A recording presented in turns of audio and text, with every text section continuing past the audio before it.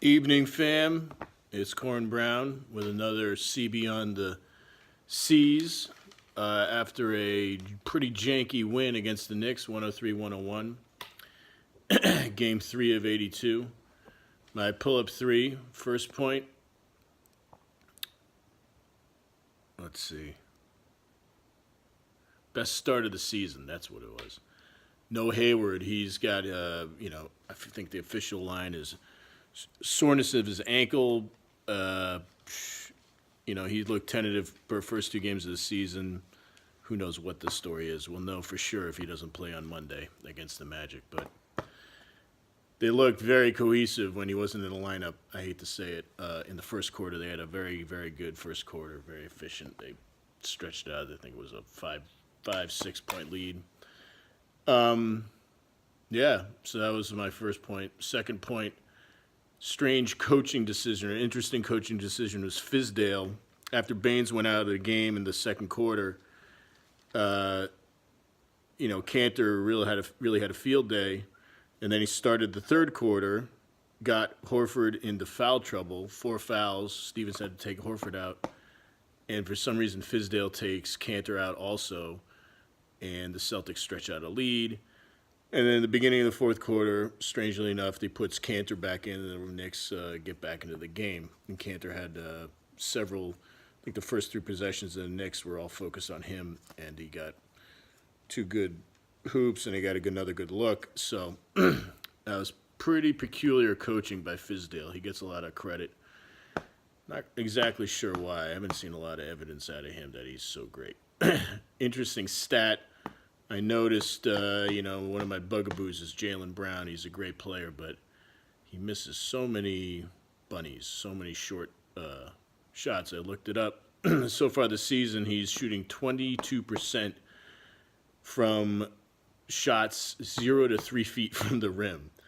I think he was shooting 100% from, I wrote it down, shooting 100% from shots 10 to 16 feet, and from 16 feet to the arc, he was shooting 100% going into tonight. Tonight, he was 2 for 3 on shots 0 to 3 feet, so I guess that's improvement, but I just wish they keep calling him a big high-energy guy. I really don't see it. He's an incredible athlete, probably the best jumper on the team, but it looks like he's sleepwalking so much of the time. Anyway, 3 stars. Third star was Tim Hardaway.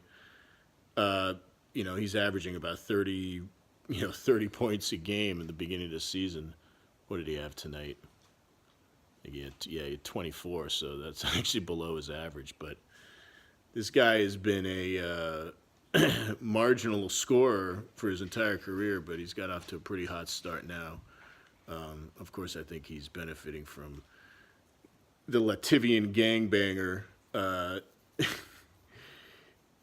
Michael Rappaport, is moniker for Kristaps Porzingis. It helps that he's not playing this year, so he's getting all the extra looks, of course, so maybe that's part of it. But anyway, he's the third star. Kyrie, another scuffling offensive performance, but, he battles like he battled the last 2 games, and he had that great play that everybody saw with a couple minutes left, that 3-point play to sort of stretch out a lead in crunch time.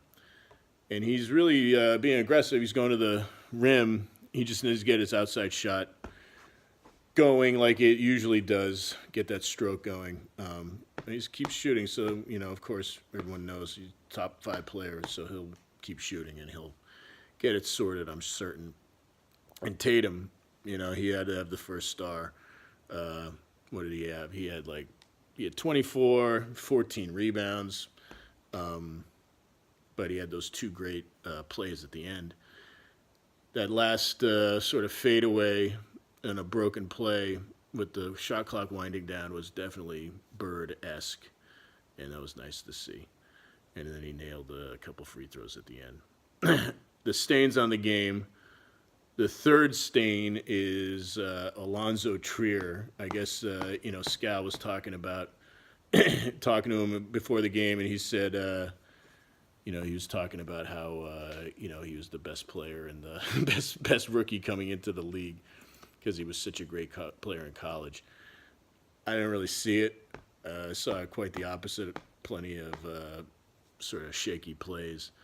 It kind of reminded me because I guess he went to Arizona. It kind of reminded me of the Kmart version of Nick Young, another sort of Pac-10 alumnus with a high opinion of himself. Second stain goes to Tice. This is actually his first real minutes of the season, but he's always a step behind, and everyone always is a beat ahead of him. And he missed a lot of rebounds.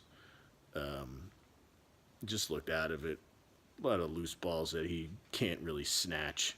That I wish he could. And the number one stain goes to Trey Burke.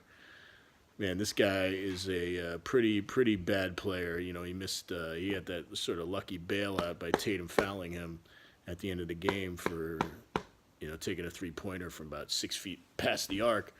And of course, he promptly missed his first free throw, essentially wrecking the Knicks' chances of tying the game.